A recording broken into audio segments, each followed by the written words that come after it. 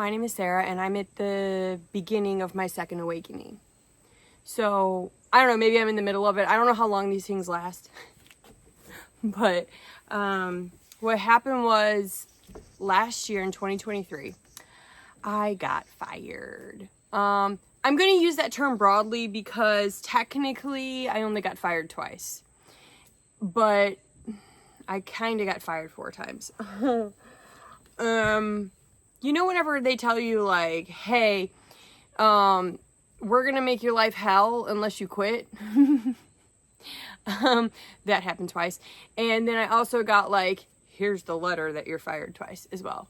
And all of the reasons that I got fired were bullshit. I would love to tell you the story of each and every one of those ways because they're dramatic, right? They're so crazy. Like, it's one of those things where when I start to think about why I got fired and then I want to tell somebody that might ask, I get, like, the blood starts going. And I'm like, I can't wait to fucking tell you why I got fired. And it's one of those things where you want to say, I'm going to get a lawyer. I did. I'm going to get a lawyer and I'm going to fight this thing. But then at the end of the day, I sat there and I said to myself,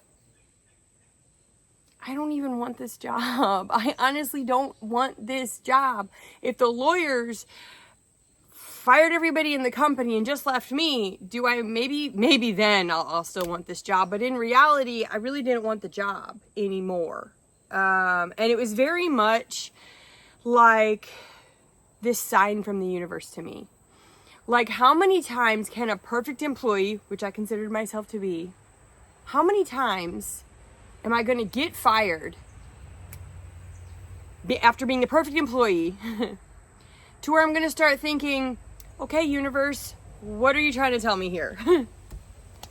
Because I know that I couldn't have done better. Now, listen, some of you that might know me better than others might have known some things that I was doing that could have warranted a firing. But I didn't even get fired for those things. Okay? So, I think what's crazy is in every job that I took, I was self-employed most of my life. But at some point, I decided I'm too stressed out. I'm too depressed to be my own boss anymore. And so I said, fine, I'll just work for the man. I'll just be like the regular people. I'll just be like the muggles. And I'll just work a job and I'll just do what some person tells me to do. And that was kind of okay for a while. Sort of. The longest I ever went was with Instacart because you're kind of like your own boss. That's a whole nother story. But anyways, so after that 4th time, I remember specifically, I had to move back home with my parents. Yeah, that happened. And I'm like at this horrible job the day after Thanksgiving, so Black Friday. And the guy basically tells me, you're going to have to get along. You're going to have to get along with your coworkers if you want to keep this job. And I was like, shit, if they think that I'm not getting along with them, then I've already failed because I can't stand these motherfuckers, basically. And I went home that night and I said, Mom, I think I just got fired. Now, what I really did was I said, okay, I'll give it my best, But I knew I could never go back. Because I had already done myself down so much to sit and babysit an office. And I had already done myself down so much to get, I don't know what I was making an hour, $16 an hour or something crazy. Maybe 18. I don't remember at that last job. I don't remember. And I had already done myself down so much by getting, I don't know if it was sexual harassment. There was a lot of stuff I put up with to even stay at that job. And so I remember I said, Mom, I think I just got fired. And she said, oh, thank God. And then what's crazy is I watched Dexter, the TV show, that I had already seen before. All freaking 8 seasons or whatever it is. I didn't do anything. I just watched Dexter. And every time I thought about, I should get a job, I thought, I'm not going to do it. I'm not going to do it. And I broke up with the shitty boyfriend, which is so funny because your life is a mirror, right? So it's like everything that was happening in my life was the exact same thing. I remember I went to his apartment one night and he had been ignoring me. I still went. I thought I was beyond that in a relationship. I wasn't. He said shitty things to me. I still showed up at his apartment. And I was like, why are you treating me like this? Literally.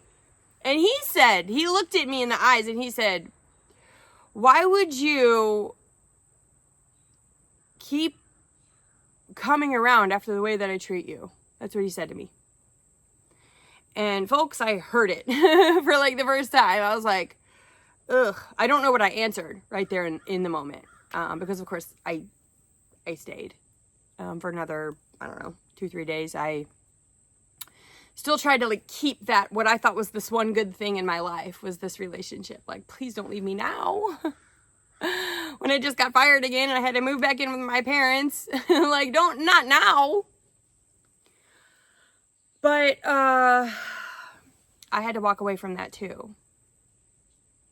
So then here I am, single and not ready to mingle. And I feel like the whole job market as a whole said, you don't get to work for us anymore. And I didn't really jump for joy at the message. Because the thing is, you guys, I already knew that I was meant for more. And after I cried every day for a while, I said, I'm not gonna go back to this mainstream thing called 9 to 5 or whatever we're calling those types of jobs. I'm not going to, well, I called it bend over for the man anymore. I'm not doing it. And in December, I said to my mom, it was just like I was inspired. And I just said, you know what, Mom? I don't know what you think you're going to do with your life. She's retired, okay? But I said, I'm going to drop ship. I'm going to do drop shipping on TikTok Shop. Because I'm smart. And I've always gone above and beyond. I was a workaholic, literally, for all of 2023 and the second half of 2022.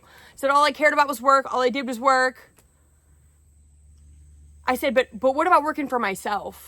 This time I'm done putting in the hours for somebody else. Why don't I put in the hours for myself? Oh, I don't want to learn how to do video editing. Well, guess what? I also don't want to download Indeed on my phone and scroll to see which man I can bend over for again. And so I said, I don't know if you want to do it, to my mom. I said, I don't know if you want to do it with me, but I'm just telling you, I'm doing it. And you're really good with computers, so you may as well do it with me. And we'll create a legacy. We'll make money. We'll pad our pockets. We'll do whatever the fuck we want to do. We want to go eat Mexican food. We're not going to see if there's a Groupon. I said, we'll go eat Mexican food. And that began my awakening, which has been a fun ride. I wish I'd been making videos since December because even talking about drop shipping now makes me LOL. I said, people are making thousands. And it's so funny because we were like, pretty much we thought, it was a Wednesday, I think, we're gonna study up. And by Sunday, we're gonna have $2,000. I don't know what we thought. That's not quite how it shook out. But through the process of saying, enough is enough, I began my awakening. I remember a quote from Jim Rohn, because I used to listen to this Jim Rohn sort of speech, who's a motivational speaker. He was actually the guy that got Tony Robbins into, well, sort of, into personal development. Anyways, Jim Rohn said that there was this woman who she said she was a very successful, powerful woman, and he asked her, what made you be so successful and powerful and independent. And she said, one day I asked my husband for $10. And he said, what for? And after that day, I decided I would never, ever ask again. And then, you know, the idea is that she went to college and she got the degrees and she moved up in the social corporate ladder, basically. And I feel like I had that moment when that fucking man looked me in the eye that Friday and he said, you're gonna have to get along with these fucking lazy ass fucking people more so than you are. And I thought, there's no possibility I'm gonna please Kathy. All right, like, it's not happening. So it's been a fun, wild ride, and I'm so excited about the crazy shit that I've gotten into, the wild things that I've learned about myself. I've had experiences this year to where I can tell you literally dreams do come true. Fully. This has been the best year of my life. By far. So I'll tell you more tomorrow. But I wanted to kind of give you the basis of my second awakening, and that is it. So have a great night.